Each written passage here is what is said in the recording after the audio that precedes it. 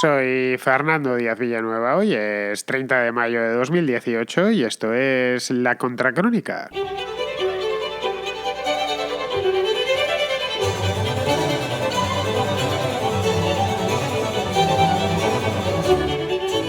Os contaba la semana pasada, la anterior, el día 17, el 17 de mayo, que hice un programa sobre este tema de Italia. Bien, os comentaba que en Italia habían por fin llegado a un acuerdo los del Movimiento 5 Estrellas y los de la Liga. Me limité a glosar el acuerdo que se había filtrado a la prensa y más o menos atisbar las consecuencias que iba a tener, que están siendo iguales o peores de las que yo imaginaba en aquel programa. En aquel momento, si mal no recordáis, solo faltaba una serie de candidatos de consenso a un gobierno, en una palabra. Y la verdad es que no han tardado mucho en encontrarlos. Encontraron un candidato para el primer ministro, para el puesto de primer ministro, y empezaron a formar gobierno. Bien, uno de ellos, el que iba a ser ministro de Economía, un tal Paolo Savona, un economista de 81 años. En España no lo conoce nadie, pero en Italia sí es conocido, se le conoce como el profesor anti-euro. Le propusieron como, ya digo, ministro de Economía. Pues en ese momento, cuando el nombre llegó al Quirinal, que es el palacio en el que reside y desde el que gobierna, entre comillas, porque el presidente de Italia no gobierna, en el que reside Sergio Mattarella, el presidente italiano, dijo que ni hablar, que por ahí no pasaba. De nuevo, frenazo, bloqueo, y ahora aletea de nuevo el fantasma de las elecciones. Pasó eso, o está sucediendo eso, porque esto está sucediendo en estos momentos, y automáticamente la bolsa de Milán se constipó, y ese mismo día, o al día siguiente, mejor dicho, la de Madrid se contagió del constipado milanés. Madrid coincidió con que leía la sentencia del caso Gürtel, que ha terminado abriendo también una crisis política en España. El resultado, como todos sabemos, lo tenemos a la vista. La bolsa de Madrid y la de Milán están arrastrando la lengua y en Bruselas han saltado todas las alarmas. Vamos a verlo.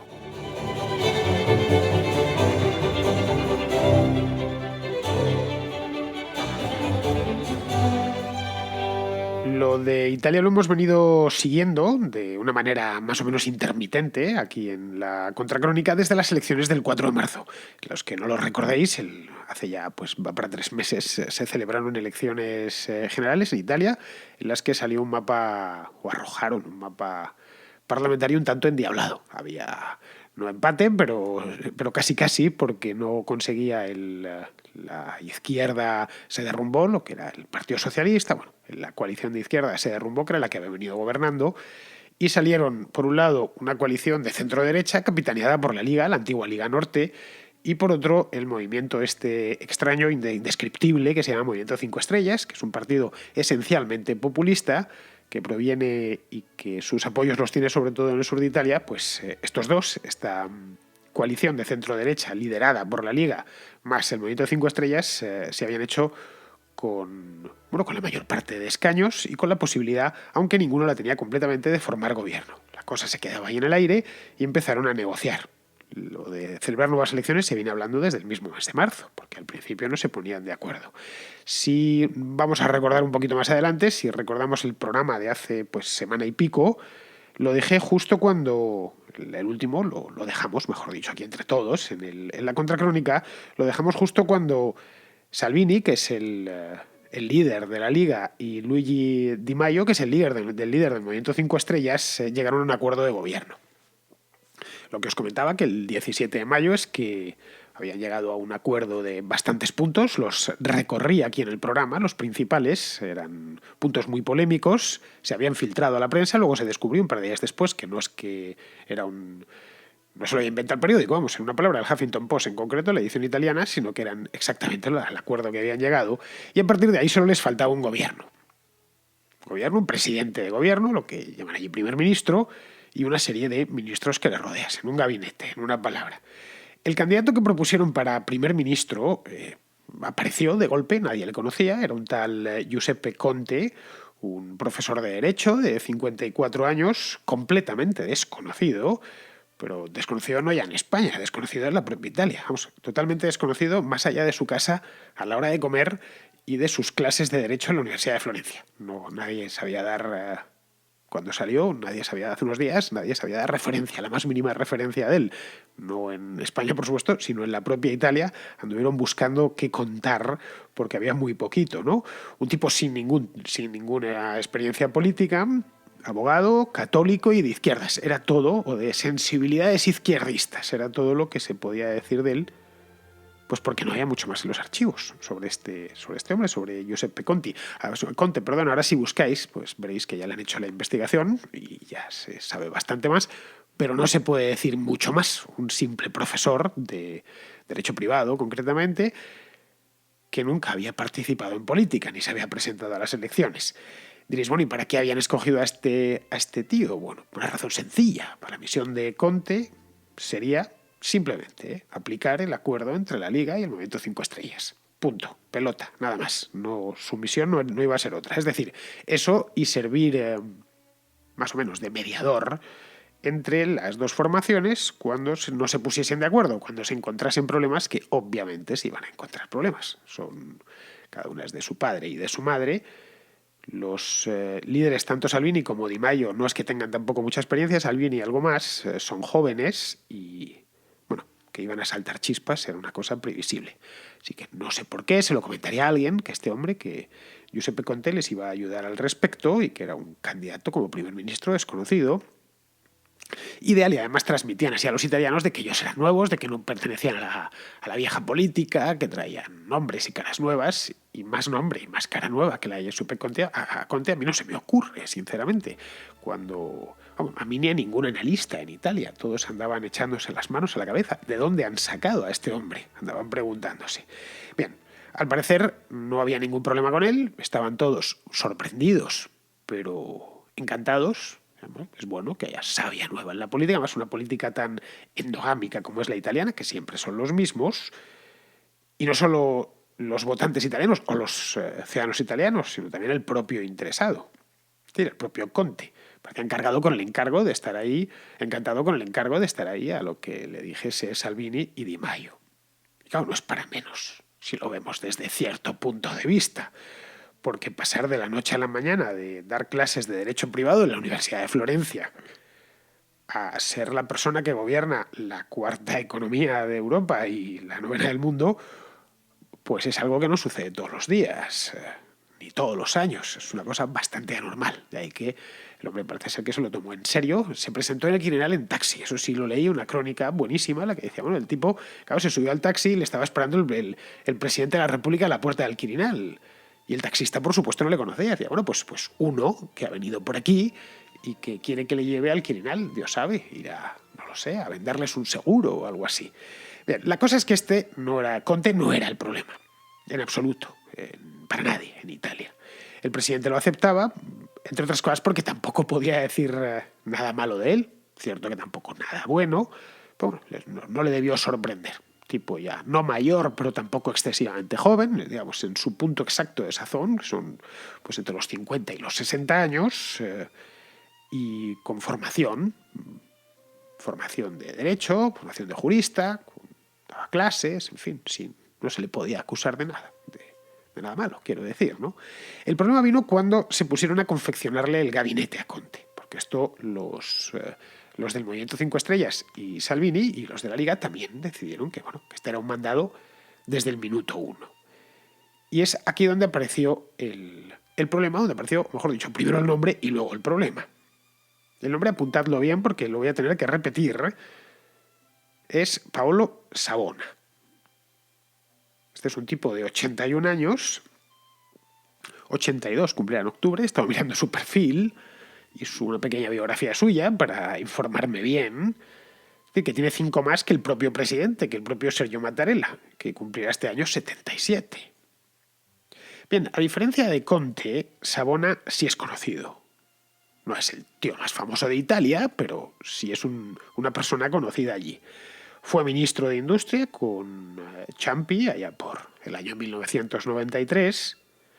Y si nos fijamos en aquel entonces, a principios de los 90, cuando llega Savona al Ministerio de Industria y Ciampi a ser primer ministro, se acaba de producir el terremoto aquel de Manipulite, de las manos limpias, que todo el sistema de posguerra implosionó y apareció el nuevo sistema de partidos, el que ahora está desapareciendo en Italia. Bueno, pues en aquel momento tanto Ciampi como el propio Savona eran dos outsiders, dos que acababan de llegar de la nada. Gente ya de cierta edad, en aquel entonces, claro, tenían 20 y tantos años menos de los que tienen ahora, y aparecieron casi como renovadores.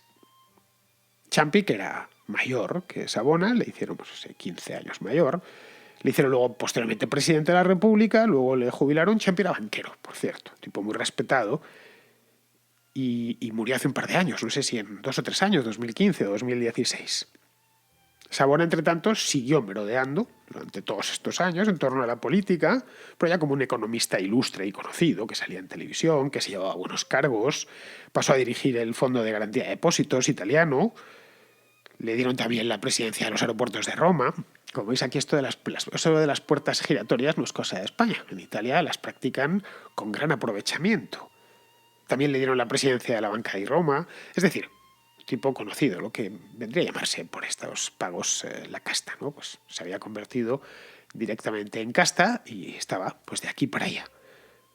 De hecho, el propio Berlusconi se sirvió de él, de Savona, cuando se estaba negociando el Tratado de Lisboa, de esto hace ya más de 10 años. Porque tuvo su recorrido también por la Unión Europea y la conocía bastante bien. Como veis, es un tipo con mucha carrera detrás, porque Savona ha hecho de todo, incluido escribir polémicos informes y más polémicos artículos todavía, y hacer un montón de declaraciones a la prensa inconvenientes, y de salir en televisión diciendo lo que muchos no quieren oír, pero que en cambio a los espectadores les encanta oír.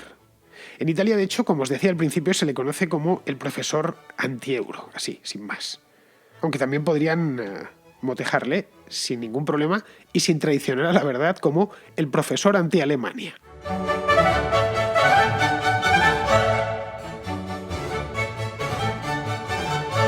Y digo lo de profesor anti-Alemania con conocimiento de causa, porque el hombre la tiene tomada con Angela Merkel. Bueno, con Angela Merkel y con los alemanes en general. He estado leyendo a lo largo de los 2 últimos días, bueno, desde que se ha vuelto todo loco en Italia, he estado leyendo algunas cosillas suyas y la verdad es que hizo unas, bueno, entre comillas, barbaridades. Son cosas que se leen comúnmente también en España, pero claro, no provenientes de nadie que pretenda llegar al poder, vamos. Dice que el euro es una jaula alemana, sí, literalmente, y que más o menos quieren seguir dominando Europa igual que cuando Hitler. Es decir, que simplemente han cambiado el método. Antes lo querían hacer con los Panzer y con la Luftwaffe y ahora pues lo hacen con el euro. Esto no es nuevo, ¿eh? Es decir, esto se viene diciendo desde hace mucho. Yo recuerdo, siendo jovencito, que hablaban del marco alemán como las nuevas divisiones del ejército alemán para invadir Europa. Estoy recordando los años 90, una viñeta de Forges en el que aparecían unos soldados alemanes desfilando, decían Deutschmark, über alles, que lo leías y decías, bueno, estos tíos realmente nos están invadiendo. Es decir, este prejuicio anti-alemán es bastante común. Y cada vez que hay crisis, esto de Deutschmark über alles, esta viñeta, estoy prácticamente convencido que se publicó en la crisis del 93. Y en la crisis de 2008-2009, pues los monstruos aparecieron de nuevo. Bueno, que esto lo dijese Savona tiene lógica porque en España hay mucha gente que dice cosas similares, ¿no? A fin de cuentas, tiene más de 80 años y lo tiene todo hecho ya. Y tampoco él se imaginaba que iban a nominarle para ser ministro de Economía. Pues es algo así como si aquí mañana presentasen, esto es una monarquía parlamentaria en una república, pero es como si mañana presentasen como candidato a presidente del gobierno, la moción de censura esta que va a hacer Pedro Sánchez ahora. Y en lugar de presentarse él, presentase, qué sé yo, a Roberto Centeno, al que probablemente casi todos conozcáis y que, como bien sabéis, se queda solo cada vez que le ponen un micrófono delante o escribe un artículo. Y bueno, ¿y por qué hace esas cosas? Bueno, pues no tiene nada que perder porque es muy independiente, pues un poco lo mismo que este hombre tiene ya cierta edad, les da igual. Bueno, a mí ya, a la vejez viruelas, ¿no? Que dice el dicho.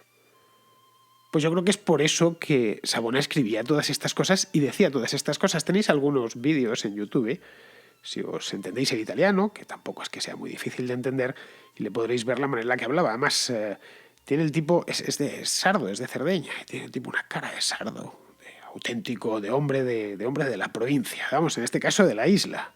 Y habla con una... Es un tipo que sabe de lo que habla, eso sí, es buen economista. Pues bien, Sergio Mattarella, el presidente de la República, que no tiene muchas competencias. Italia no es una república presidencialista, no lo ha sido desde que es república en 1946, sino parlamentaria, y el presidente es como el de Alemania, algo así como una figura decorativa, algo así quiero decir, algún poder sí que tiene. Pues bien, entre esos pocos poderes que le reserva la Constitución está el de, o figura, el de vetar el nombramiento de ministros. Y eso es lo que Mattarella hizo según vio el nombre. Al que por supuesto conoce, son prácticamente de la misma edad.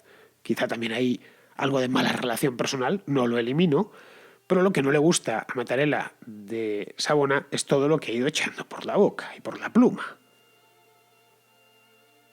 Y además tampoco tenía que dar muchas explicaciones para vetarlo, él es el presidente. Y Savona ni siquiera era un diputado electo, tipo que estaba fuera. Bueno, Conte tampoco lo era, estas cosas son relativamente comunes en Italia. Todos los últimos, creo que los últimos 5 primeros ministros, ninguno ha sido elegido directamente por los italianos. Diréis, bueno, ¿y esto se ha hecho antes? ¿El presidente de la República Italiana lo ha hecho antes? Esta pregunta me la hice yo. Pues no, lo ha hecho ya en alguna ocasión, no Mattarella, pero sí otros presidentes. Oscar Luigi Scalfaro ya le tumbó un ministro a Berlusconi allá por los años 90 y Napolitano se lo tiró hace relativamente poco tiempo a Matteo Renzi. Pero la cosa no fue a más, no fue a mayores. Tanto Berlusconi como Renzi lo que hicieron fue cambiar el nombre. ¿No te gusta este? Bueno, pues a los 2 días fue con otro, lo aprobaron sin problemas, y a otra cosa, y se formó gobierno sin ningún dolor de cabeza más. Pero en este caso está siendo distinto porque Salvini y Di Maio no quieren cambiar. Es decir, o Savona, lo que le están diciendo a Mattarella es o Savona o elecciones. O Savona o nada.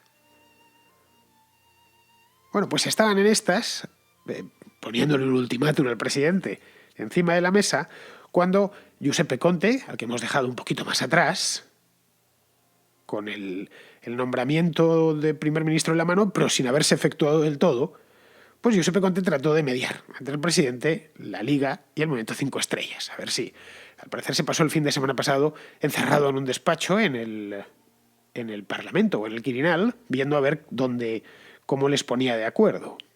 No lo consiguió, así que ha presentado su dimisión, bueno, su dimisión entre comillas, porque no ha llegado a ser nombrado, o siquiera a ser nombrado, y se ha vuelto tranquilamente a su casa. Ha dicho, bueno, conmigo que no cuenten para esto. Bien, pues en este punto la historia no termina aquí. En este punto Salvini y Di Maio han amenazado con destituir a Mattarella por violar la Constitución. Pues Mattarella ha propuesto a su propio candidato. Pero no sirve de nada porque puede mandar un candidato a la Cámara de Diputados, pero la mayoría la tienen Salvini y Di Maio. Así que, en fin, bueno, como veis, en esto están ahora mismo. En este punto están ahora mismo. Como veis, estamos ante un caso de caos a la italiana químicamente puro. He procurado simplificaroslo lo más posible porque hay muchas más historias, pero bueno, creo que me ha salido una narración, un relato más o menos sencillo de entender, al menos para hispanohablantes, que no seguimos todos los días lo que está sucediendo en Italia. Yo la verdad es que no sé muy bien cómo van a salir de este embrollo político en el que se han metido. No tengo ni idea. Pueden salir, estas cosas suceden y han sucedido en Italia, son relativamente comunes, pueden salir de la manera más tonta, y es que al final salga de debajo de alguna piedra del foro romano, salga un candidato. A fin de cuentas, si hace 2 semanas nos hablaban... Bueno, de Savona podríamos haber dado referencias, pero si nos hablaban de Conte, nadie hubiese podido decir nada, así que ni bueno ni malo. Puede aparecer un Conte bis, y que en este caso, un Conte bis, pero para el Ministerio de Economía, y que en este caso sí se pongan de acuerdo. Es decir, que el salir de este follón político no tenemos ni idea por dónde puede ser. Que se enquiste, en este caso irán a nuevas elecciones, o que lo resuelvan en un par de paletadas dentro de esta misma semana. No tenemos ni idea. Y ya sabéis que predecir no sirve para nada. Lo que sí sabemos, lo tenemos delante, es que el país se ha convertido en una auténtica bomba de relojería. Y estos son hechos contantes y sonantes, que van más allá de la situación caótica dentro de la política italiana.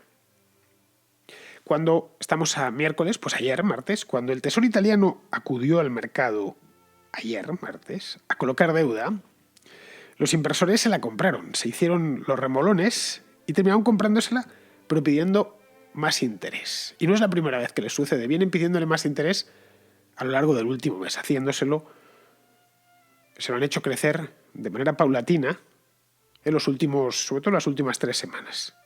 Es decir, que la famosa prima de riesgo les ha subido bastante. Ayer estaba a 291 puntos básicos. Los que recordéis, las primas de la época de lo más granado de la crisis, allá por 2012 nos parecerá poco, pero 291 puntos básicos es una barbaridad. Bien, hace un mes, esta misma prima para Italia, estoy hablando, estaba a 120 puntos. Es decir, que les ha subido un 140% en un mes. Y eso sí que es un disparate. Caray, para un Estado que en lo que queda de año tiene que captar más de 200.000 millones de euros si quiere seguir funcionando, captarlos con emisiones del Tesoro, bueno, pues esto es una tragedia. No es que esta vaya a ser la última del año. Bueno, pues con esto ya estamos listos. Que necesita 225.000 millones de euros. Una locura, una cantidad de dinero mareante. Bueno, como si os fijáis, porque de esto ya se ha escrito, especialmente los 2 últimos días, sobre esta crisis, una crisis instantánea, porque ha aparecido de golpe y ha empezado a golpear en las bolsas de una manera rapidísima, pues desde este lunes. Si os fijáis, estamos ante el mismo ciclo perverso que hace unos años con la crisis del euro, que hace no tanto, que hace 6 años, sí, que fue el momento álgido, fue 2012, pero vamos. Es decir, el mismo ciclo en el que todo esto empieza con un Estado irresponsable que gasta por encima de sus posibilidades fiscales y que se convierte en adicto a la deuda. Un Estado europeo que está en el euro y que puede convertirse en adicto a la deuda porque está en el euro. Es decir, Italia nunca hubiera podido pedir tanto con la lira. De la misma manera que España tampoco hubiera podido pedir tanto con la peseta. Pero claro, cuando te endeudas en una divisa tan fuerte, puedes hacerlo. Bueno, pues estos tipos, los sucesivos gobiernos, se convierten en adictos a la deuda gracias a que tienen el euro.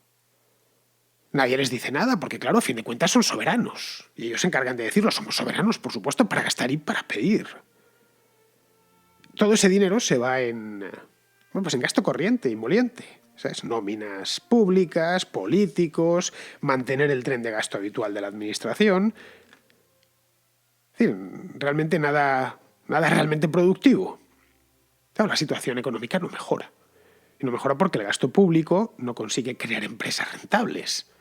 El gasto público sirve para otras cosas. Sirve pues para mantener empresas ineficientes y subsidiadas y para mantener una nutridísima clientela política. Pero ningún país, ninguna gran empresa ha salido del gasto público, vienen del gasto público. El gasto público es una medida pequeña, es necesario para mantener una serie de servicios comunes, pero vamos, a partir de ese punto es puro derroche, es pura transferencia de renta de los que producen a los que no producen nada. Bueno, cuando ya ven que la deuda es altísima, entonces les dan un toque, ya sea desde la Unión Europea, el Banco Central Europeo, para que gasten un poco menos y que pidan menos, por lo tanto. Italia tiene una deuda del 130% sobre el PIB. Y entonces en ese momento aparecen políticos justicieros diciendo que de eso nada, que se puede gastar mucho más y que ellos son soberanos, solo faltaba. No se plantean en ningún momento que han podido endeudarse tanto porque cuentan con una divisa fuerte, de la que no son dueños. Esa soberanía la olvidan. Bueno, pues estos políticos, ahora los tenemos en Italia, se llaman Luigi Di Maio y Matteo Salvini, amenazan entonces con salirse del euro e impagar la deuda inmediatamente. Porque eso es el mandato democrático que han recibido. Se ponen todos muy dignos y claro, a partir de ese momento no les quiere comprar deuda ni su tía, ni el tato. Y tiene que entrar el Banco Central Europeo a comprársela para que ellos sigan siendo soberanos y puedan seguir pagando las nóminas de los funcionarios. Lo que le pasó a Tsipras en Grecia, más o menos. En fin, como veis, nada nuevo. Estamos ante el mismo ciclo es el maldito eterno retorno. Todo se repite de una manera más matemáticamente igual. Por de pronto la cosa se les ha contagiado, o se nos ha contagiado a nosotros. Se les ha contagiado a los bancos españoles porque, además de deuda, Italia tiene los bancos hechos un cromo desde hace tiempo. En fin, ya veremos en qué queda la cosa. Pero lo que yo creo, al menos, es que hay caos para rato.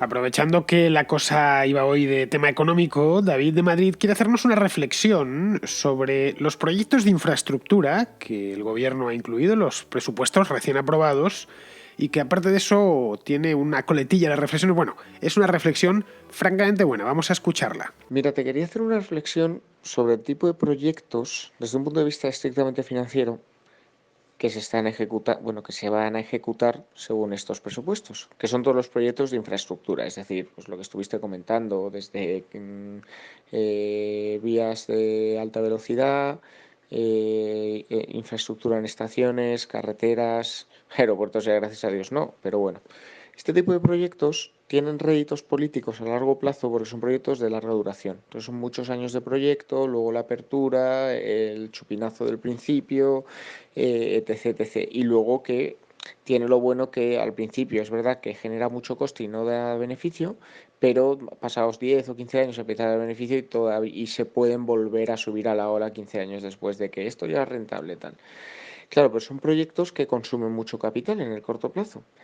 Y lo que nadie está valorando es que el próximo gobierno, casi con total seguridad, el próximo gobierno será el último de gestión de bonanza económica. El siguiente, posiblemente en el 21-22, pues se encuentre en un escenario a lo mejor de estancamiento o incluso de ligera recesión, posiblemente más corta y menos dura que la que hemos vivido, pero ahí está.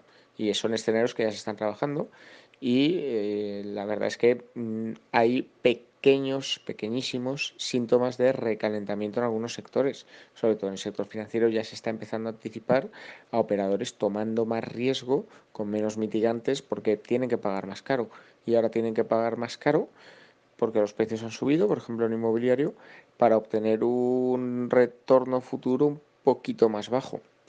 Entonces eso está suponiendo asunción de riesgos mayor, bancos calentándose, bueno, pues un escenario de esas características de que el próximo gobierno sea el último que gestione bonanza y el siguiente se encuentre con peor invierno demográfico y con la necesidad de tener que seguir sufragando esas obras que se están empezando y todavía no se habrán terminado, o si se han abierto los primeros años de costes sin beneficio, en un entorno peor económicamente. Bueno, solo quería dejarte esta reflexión. Un saludo, amigo. Hasta luego. Bueno, David, un auténtico lujo de comentario, da gusto, de verdad, con oyentes como vosotros, no me canso de decirlo. Todo lo que dices es absolutamente cierto, más me encanta hablar contigo y bien lo sabes porque eres un maestro a pesar de que eres bastante más joven que yo, pero bueno, la verdad es que se nota que los pocos años que tienen, porque David es muy jovencito, a mí se nota un poco en la voz, ¿eh? Los pocos años que tienes los has aprovechado muy bien y te has convertido en un sabio de 30 años, que digo, o de menos de 30 años. Muy bien, pues todo esto, David, da para un programa, como bien sabes, un programa monográfico sobre este mismo tema, que bien podríamos titular Preparando la gran crisis o calentando la próxima crisis o algo así. Así que si tienes tiempo, mira a ver si podemos hacerlo este verano. Creo que para esos días de agosto en los que no pasa nada, quedaría bastante bien. Lo hacemos entre los dos. Muy bien, tengo otra llamada más. Esta es de Jesús de Sevilla, que tiene una cuestión sobre la dichosa brecha salarial. Respecto del tema de la brecha salarial y la contratación que has comentado, que da tela, ¿no piensas que una solución, como tú dices, las empresas están para ganar dinero, no son hermanitas de la caridad? Y si, por ejemplo, por disponibilidad, piensa que una mujer, por el tema de maternidad, va a trabajar menos tiempo, va a ser menos productiva, lógicamente, porque las mujeres tienen un permiso de maternidad muy amplio y muy superior al del hombre. ¿No piensa que una solución sería equiparar la duración de los permisos de maternidad y paternidad entre hombres y mujeres y que sean intransferibles. De ese modo, la empresa no tendría ninguna justificación en contratar hombre o mujer por el tema de productividad y sería todo más caro. Lógicamente, tendría un coste para la arca del Estado en temas de prestaciones, pero repercutiría muy favorablemente en eliminar o quitar cualquier tipo de justificación a la hora de elegir entre hombre y mujer para un determinado puesto por razones de productividad. Bueno, Jesús, es que el problema no está solo en los permisos de paternidad, sino también en el mismo embarazo y en el parto y en la lactancia. Ninguna de esas cosas podemos hacerla los hombres. Bueno, la lactancia podemos dar el biberón, pero ni podemos parir ni podemos quedarnos embarazados. Y además veo que hay que no vamos a poderlo hacer, que eso ya es una cuestión biológica y que aunque el gobierno se ponga a hacer el pino y a legislar, no podremos tener útero nunca, en una palabra. Respecto a lo de los permisos que comentas, que si eso se equipara al 100% y tal, pues lo que nos encontramos es que los pillan actualmente mayoritariamente las mujeres, de manera libre y voluntaria, y por razones fácilmente comprensibles. No hace falta esto, porque uno tenga ya cierta edad y haya visto madres e hijos, pues lo entiende. Quieren estar con el bebé, que es un bebé recién nacido, y los bebés recién nacidos, como todos sabemos, pues la relación con la madre es más profunda que con el padre. Más que agarrar al niño y que le agarre a la madre, como con la madre deja de llorar y contigo no. En fin, eso lo sabe cualquier padre y lo sabe cualquier madre. Pero bueno, de cualquier manera son elecciones personales, no hay más. Y las elecciones personales las toman las personas, las tomamos nosotros, no las toma el gobierno por nosotros. Es decir, ahí el Estado directamente no puede entrar. Puede poner que el campo de juego esté aplanado y dibujado y que tenga las mismas normas. Y eso me parece muy bien y es recomendable y debería ser así. Pero vamos, no significa que porque se equipare todo al 100%, es decir, en este caso de los permisos de paternidad y maternidad, al año siguiente vaya a ser un 50-50 estadísticamente perfecto. Al contrario, te lo digo ya, puedo casi asegurar que el primer año y el segundo y el tercero las madres seguirán tomando más el permiso de maternidad que los padres el de paternidad. Y no creo, sinceramente te lo digo, que haya machismo de ningún tipo. Hay en todo caso maternismo o mamismo, llámalo como quieras, pero bueno, eso es... decir, que existan las madres son lo más grande que existe en el mundo. Así que me parece muy bien, a mí por lo menos. En fin, bueno, vamos a terminar ya. Vamos con Pizarro, que nos tiene un comentario preparado hoy sobre la historia esta de Colombia. Se van cumpliendo los plazos y las previsiones. Ahora a los adeptos les toca insistir y a los no partidarios de los candidatos decidirse por uno de ellos. Petro apuesta por la paz farqueña y priorizar la redistribución sobre la estabilidad presupuestaria o la prosperidad económica. Algo a su alcance, pero tremendamente inquietante. Y Duque propone desmontar el santismo y apostar por la estabilidad institucional, que suena más sosegado, pero que puede que no esté a su alcance. El futuro presidente tendrá que lidiar con la actual impunidad guerrillera y con la incesante marea venezolana, como novedades, y con los narcos y el desarrollo económico como clásicos. En fin, todo un panorama que excede las capacidades de ambos postulantes. Entiendo el interés que suscitan estas elecciones entre los colombianos, pero no el interés que puedan tener los candidatos, más allá de que se crean mesías o que ansíen el poder por razones inconfesables. Un cordial saludo de Pizarro. Muy bien, queridos amigos, pues con esto vamos a terminar ya la contra de hoy, que ha sido una contra enjundiosa sobre un tema que además creo que va a colear todavía durante unos cuantos días, si no semanas. Pensad que esto y tal lo traemos desde hace 3 meses y la cosa sigue ahí, así que si la cosa vuelve, por supuesto que también estará, como os decía al principio, a Italia le estamos dando seguimiento intermitente pero continuo. Es decir, que no se nos olvida, la tenemos muy cerquita y además nos afecta directamente. Y además a Italia la queremos mucho, solo faltaba. Muy bien, queridos amigos, pues con esto me despido de vosotros. Hasta mañana.